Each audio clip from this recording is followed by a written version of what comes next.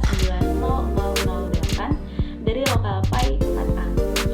Saya merupakan salah satu anggota dari kelompok 6, di mana dalam hal ini kelompok 6 akan membahas mengenai materi tokoh Ali Saryati. Nah, kali ini saya akan menjelaskan biografi tokoh Ali Saryati. Nah, apakah kalian mengerti siapakah tokoh Ali Saryati? Ya, Ali Saryati adalah salah seorang tokoh yang membantu perjuangan Imam Khomeini dalam menjatuhkan rezim Syah Iran yang lalim untuk menegakkan kebenaran dan keadilan menurut ajaran Islam. Doktor sastra lulusan Universitas Prancis ini berjuang tak kenal lelah dan takut. Selama hidupnya, ia mengabdikan dirinya untuk mengabdikan masyarakat Islam Iran dari belenggu kezaliman. Nah, pemikiran-pemikiran dalam ceramahnya telah membuat para pemuda dan mahasiswa Iran tergugah semangatnya untuk memperjuangkan kebenaran dan keadilan. Nah, tokoh Ali Saryati sendiri merupakan anak pertama dari Muhammad Tagih dan Zahra, lahir pada tanggal 24 November tahun 1933, bertepatan dengan periode ketika ayahnya menyelesaikan studi keagamaan dasarnya dan mulai mengajar di sebuah sekolah dasar Syarafat. Nah, Ali sendiri itu lahir dalam keluarga terhormat. Dalam keluarga ini, ritual dan ritus keagamaan ditunaikan dengan saksama. Nah, ketika pada masa kanak-kanak, saat teman-temannya asyik bermain, Ali Saryati justru memilih membaca buku-buku sastra seperti Les Miserables karya Victor Hugo. Nah, kegemarannya yang senang membaca ini terus berlanjut hingga masa remajanya. Nah, sejak tahun pertamanya di sekolah menengah atas, Ali Saryati membaca buku-buku filsafat, sastra, syair, ilmu sosial, dan studi keagamaan di perpustakaan pribadi ayahnya yang memiliki koleksi 2000 buku. Dari kegemaran inilah yang membuat Ali Saryati jarang bermain dengan teman-teman sebayanya. Nah, sedangkan pada tahun 1955, Saryati masuk Fakultas Sastra Universitas Marsyad yang baru saja diresmikan. Nah, jadi selama di universitas itu, sekalipun menghadapi persoalan administratif, akibat pekerjaan resminya sebagai guru full time, Saryati paling tinggi peringkatnya di kelas. Bakat, pengetahuan, dan kegemarannya pada sastra yang menjadikannya populer di kalangan mahasiswa pada saat itu. Nah, di universitas itu, Ali Saryati bertemu dengan Puran Syariat Razavi yang kemudian menjadi istrinya. Karena prestasi akademiknya di universitas ini, Ali Saryati mendapat biaya siswa untuk melanjutkan studi ke luar negeri. Nah, jadi pada tahun 1959, pada bulan April, beliau pergi ke Paris sendirian. Istri dan putranya yang baru lahir, yang bernama Ehsan, pun juga menyusulnya setahun kemudian. Nah, jadi selama di Paris, beliau berkenalan dengan karya-karya dan gagasan-gagasan baru yang mencerahkan, yang mempengaruhi pandangan hidup dan wawasannya mengenai dunia. Dia juga mengikuti kuliah-kuliah para akademisi, filsuf, penyair, militan, dan membaca karya-karya mereka. Terkadang bertukar pikiran dengan mereka, serta mengamati karya-karya seniman dan pemahar. Dari masing-masing mereka, Saryati ini mendapat sesuatu dan kemudian mengaku berutang budi kepada mereka. Nah, jadi disinilah Saryati berkenalan dengan banyak tokoh intelektual barat yang seperti Louis Massignon yang begitu dihormatinya, kemudian Frantz Fanon, Jacques Bergu, dan lain-lain. Nah, pribadi Saryati ini penuh dengan semangat dan perjuangan menegakkan kebenaran dan keadilan. Walaupun tidak berada di Iran, ia tetap berjuang menentang rezim Iran antara tahun 1962 dan 1963. Waktu Saryati tampaknya habis tersita untuk aktivitas politik dan jurnalistiknya. Setelah meraih gelar doktornya pada tahun 1963, setahun kemudian, Saryati dan keluarganya kembali ke Mashhad, Iran. Di sana, ia mengajar di sekolah menengah atas. Nah, pada tahun yang sama, ia juga bekerja di pusat penelitian Kementerian Pendidikan di Teheran, yang kemudian pada tahun 1967 Ali Saryati ini mulai mengajar di Universitas Mashhad. Dan inilah awal kontaknya dengan mahasiswa-mahasiswa Iran. Universitas Mashhad yang relatif tenang dan teduh segera saja semarak. Saryati tak lama kemudian menjadi kelas favorit. Gaya orator Saryati yang memukau, memikat audiens, memperkuat isi kuliahnya yang membangkitkan orang untuk berpikir. Nah, jadi sejak Juni 1971, Saryati ini meninggalkan pekerjaan mengajarnya di Universitas Mashhad, lalu dikirim ke Teheran. Ia bekerja keras untuk menjadikan Hosseinieh Ershad menjadi sebuah universitas Islam radikal yang modernis. Nah, berbagai peristiwa politik di Iran itu pun pada tahun 1971 memainkan peranan penting dalam membentuk dan mengarahkan orientasi serta aktivitas Hosseinieh Ershad yang semakin militan dan akibatnya semakin terkenal di kalangan kaum muda pada waktu itu. Namun pada tanggal 19 November 1972, Hosseinieh Ershad ini ditutup dan kemudian Saryati ini dipenjara karena berbagai aktivitas politiknya yang mengecam rezim Shah. Nah, jadi pada tahun 1977 pada tanggal 16 Mei, Saryati ini meninggalkan Iran. Nah, kemudian tentara Shah Safav itu akhirnya mengetahui kepergian Ali Saryati. Mereka mengontak agen mereka di luar negeri, kemudian di London, Inggris, pada tanggal 19 Juni 1977, jenazah Ali Saryati pun terbujur di lantai tempat ia menginap. Nah, jadi kematian yang tragis seorang pejuang Islam yang teguh memperjuangkan keyakinannya.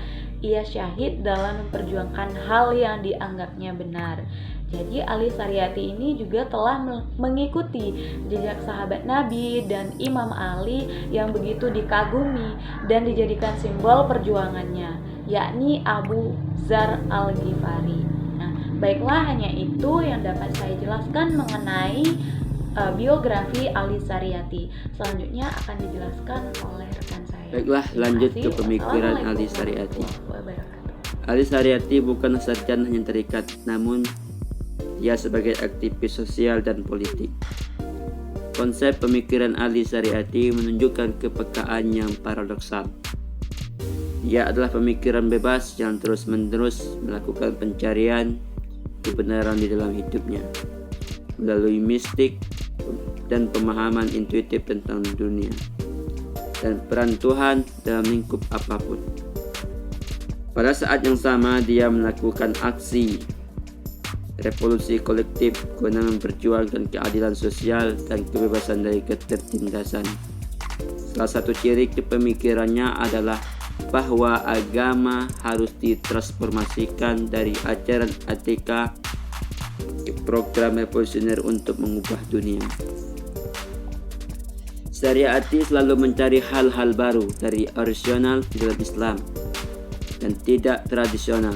Sistem pemikirannya yang dibangun tidak efektif atau secara logis tidak akurat. Dia terlalu tergesa-gesa dalam merumuskan teori sosial yang menurutnya konsisten. Tujuan utamanya adalah menganjurkan orang agar beraksi seperti Imam Hussein yang diyakini oleh Saryati telah mengorbankan hidupnya untuk membebaskan para pengikutnya dari tekanan politik dan sosial. Dengan menggunakan pandangan Imam Hussein, Syariati dianggap melanggar tradisi keagamaan dan dituduh telah mengubah imam yang mereka cintai menjadi pemburu kekuasaan yang vulgar dan ideologi yang kasar.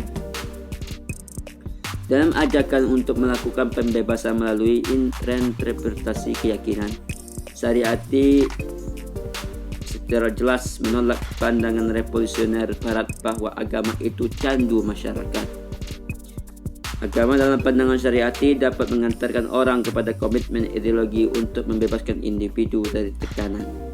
Dalam hal ini, dia memiliki banyak persamaan dengan filosof Mesir kontemporer Hasan Hanafi. Agenda kedua pemikiran itu ialah menyegarkan pembacaan Al-Quran untuk merekonstruksi konsep Islam menjadi ideologi yang modern.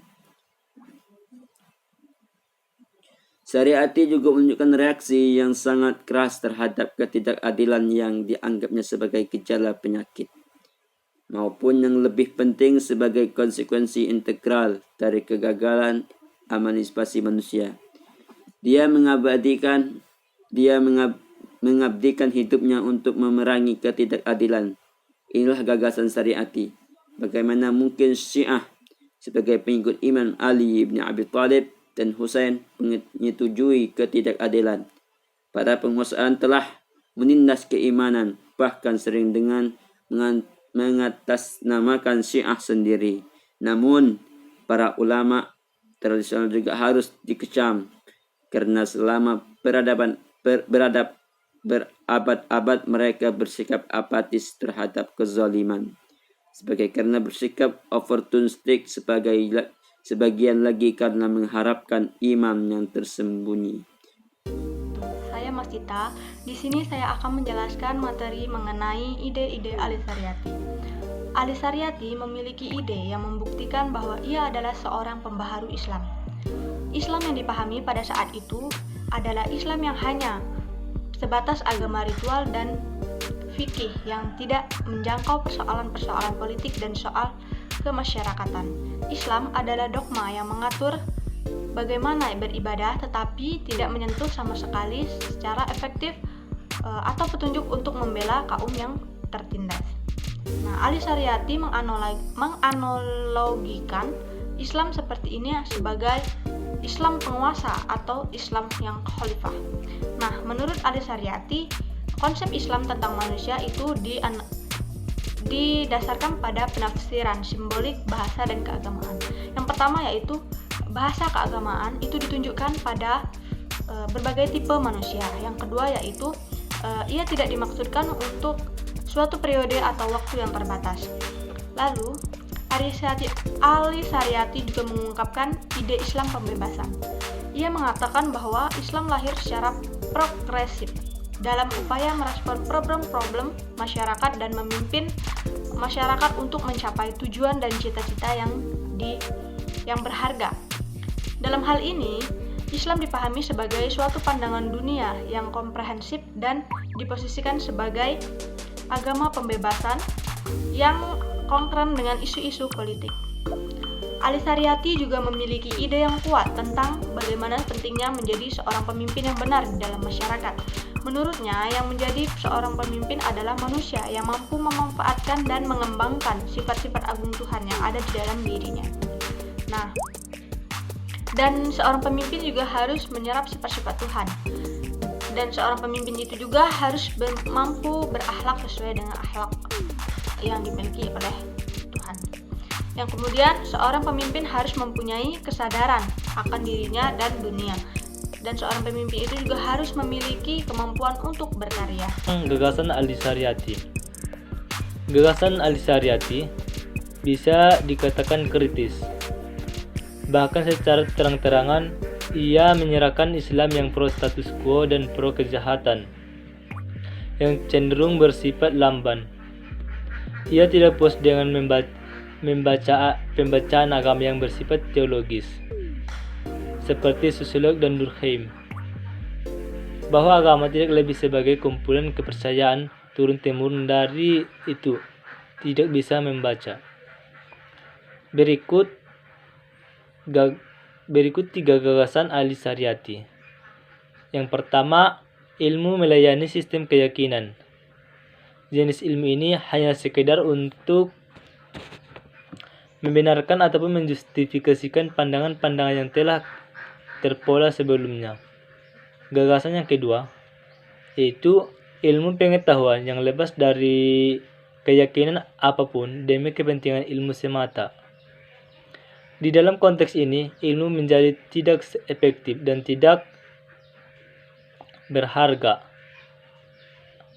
Atas nama objektif, ilmuwan tidak lagi melayani orang banyak. Ilmuwan untuk tujuan-tujuan praktis. Ilmu disterilkan dari kepentingan dan hanyalah dimanfaatkan oleh penguasa, orang kaya dan ataupun penipu. Gagasan yang ketiga yaitu dalam melakukan riset. Para ilmuwan haruslah bebas dari keyakinan-keyakinan tertentu dan setelah mencapai hasil riset, mereka mesti terikat olehnya. Mereka harus terikat oleh kebenaran yang diyakini ataupun mereka mesti membuktikan pandangan-pandangan itu. Kemudian setelah merealisasikan kebenaran, ilmuwan haruslah terikat dan menyadari tanggung jawab atas kebenaran dan tanggung jawab atas orang banyak. Hal ini dilakukan agar ilmuwan tidak tersaingi dari universitas ataupun akan dimanfaatkan kaum oportunis yang berkuasa ataupun penipu. Cukup sekian yang dapat saya jelaskan. Kurang lebihnya saya minta maaf. Wabillahi taufiq wal hidayah. Assalamualaikum warahmatullahi wabarakatuh.